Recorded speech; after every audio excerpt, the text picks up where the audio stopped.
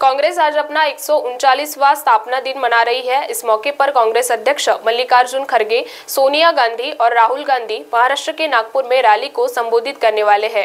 नागपुर में होने वाली है तैयार हम नाम की महारैली के साथ कांग्रेस 2024 लोकसभा चुनाव अभियान की शुरुआत करेगी। इस रैली में कांग्रेस अध्यक्ष खड़गे समेत पार्टी के सभी बड़े नेता शामिल होने वाले हैं।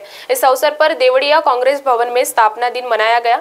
इस वक्त प्रदेशाध्यक्ष नाना पटोले, कांग्रेस शहर अध्यक्ष और विधायक विकास ठाकरे, प्रणीति शिंदे, मुकुल वासनिक, विलास मुत्तेमवार समेत कांग्रेसी नेता और पदाधिकारी मौजूद थे। इस वक्त नाना पटोले इन्होंने सभी पदाधिकारियों को बधाई दी। स्थापना दिवसाच्या मी मनापासून आमच्या सगळ्या काँग्रेस जनांना शुभेच्छा देतो आणि आजची सभा जी आहे ही देशामध्ये राजकीय परिवर्तन घडवणारी राहणार आहे आणि ज्याप्रमाणे इंग्रजांच्या अत्याचारी व्यवस्थेला संपवण्यासाठी काँग्रेसची स्थापना झालेली होती आणि काँग्रेस नेहमी या देशासाठी, देशाच्या संविधानासाठी, देशाच्या लोकशाहीसाठी, देशाच्या तिरंग्यासाठी, भारत मातेसाठी काँग्रेसने आपलं बलिदान दिलेलं आहे।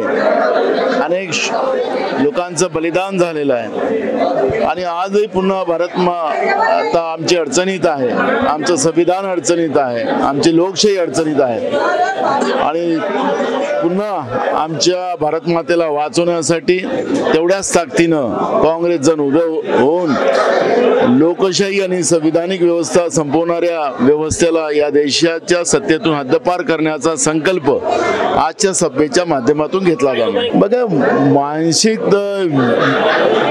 विक्षिप्त जी काही मंडळी आहेत त्यांच्याबद्दलचं काय बोलावं आणि अशा विक्षिप्त व्यवस्था ज्या आज देशाच्या सत्तेमध्ये पण बसलेल्या आहेत, ज्याला लोकशाहीच मान्य नाही, ज्याला देशाचं संविधानच मान्य नाही, अशा लोकांचा विचार करण्याची काही गरज नाही आणि त्यांच्याबद्दलचं फार काही प्रतिक्रिया देण्याची गरज नाही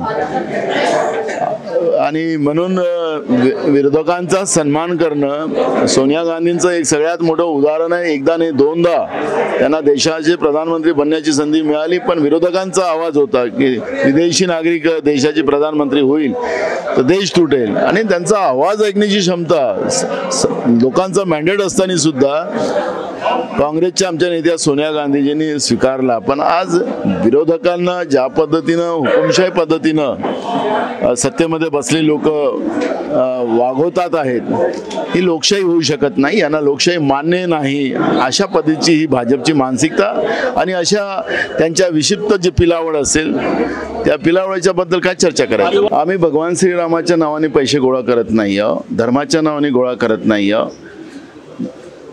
काँग्रेसने इंग्रजाच्या विरोधातील लढाई या देशाच्या जनतेकडून पैसे घेऊन लढली आणि प्रामाणिकपणे लढली आणि या देशाला स्वातंत्र्य मिळवून दिलं।